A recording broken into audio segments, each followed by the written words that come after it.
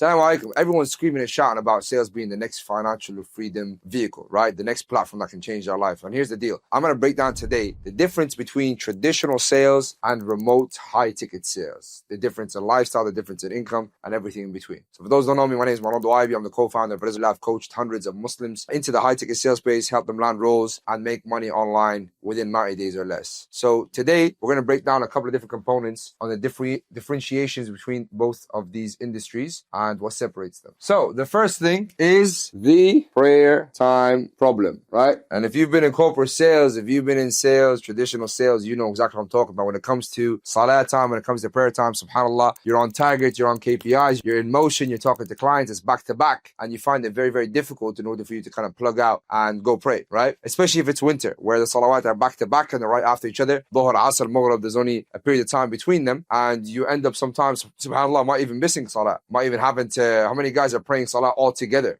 after work, and that doesn't work. So the biggest differentiation between remote sales and being in traditional sales is traditional sales, you have a manager who's on your case, you have targets, you have KPIs that just put you in a position where it gets difficult in order for you to pray, let alone the environment, which I'm going to get to in a moment. When you're in remote high-ticket sales though, you have flexibility, you have control over your time. As long as you're hitting KPIs during the day or during the time that you're working, you are able to pray salawat times with no issues whatsoever. All you got to do is just block out your calendar and you have that functionality, that control and that ability. And that is the most important thing, man, because at the end of the day, the most important thing in life is going to be your salah. If that is void, then everything else is going to be problematic. And if that is correct, inshallah, everything else, bi'idhnillahi ta'ala, Allah subhanahu wa ta'ala will put barakah in it and He'll make it easier for you. In the Rizq Rise, we teach every single student how to build a structure around their calendar to allocate to their salawat as much as their sales calls and as much as the other things that are priority for their life, such as family time, seeking knowledge, so on and so forth. All right, second thing is the work environment, right? So when we talk about the work environment in traditional sales, you guys already know what it is. If it's in Europe especially, if it's in the West, you guys already know that it gets very, very difficult to adapt, to blend in with the West, right? Because we're different. We have different belief systems. We have different things that we don't tolerate. We have boundaries, subhanAllah. And,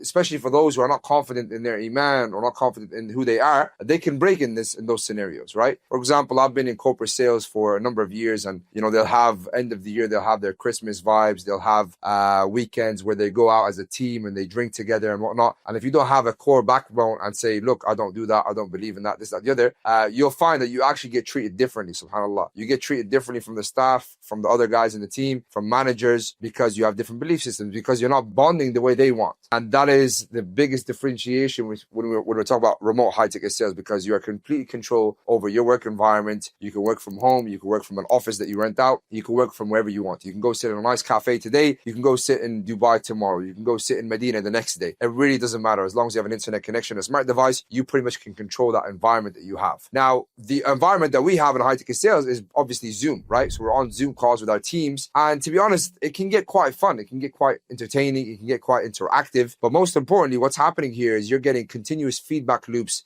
with your managers, with your colleagues that you can do throughout the day where you're actually improving your performance. You're improving your ability to sell. And that is the work environment that you have within the high-ticket sales space compared to the traditional space. All right. The third one is the relationship building challenge, which what that means is obviously when you're trying to build your career in high-ticket sales, you need to build relationships with clientele, with your colleagues, with your sales managers. And subhanAllah, a lot of sales corporations or places, they'll teach you, yani fake it till you make it, figure it out, just say whatever to get the deal across. It doesn't really matter if the guy has a dire situation, just sell him the product, sell him the service. And that is something we are entirely against as Muslims. We have to sell with ethic, morals, a moral compass, with the correct attitude, with the intention of providing a solution to a problem, not the reality of what most of these guys are doing, which is get the money, get the money, get the money at all means. And alhamdulillah, as Muslims, we believe He is the one who provides. Every single penny that comes to you, akhi, is written to come to you. Whether it's £101 or whether it's £99, you're not going to get a penny more or a penny less. However, you have the decision, Allah subhanahu wa ta'ala has given you the decision to choose whether you want to make it in halal means or whether you want to go down the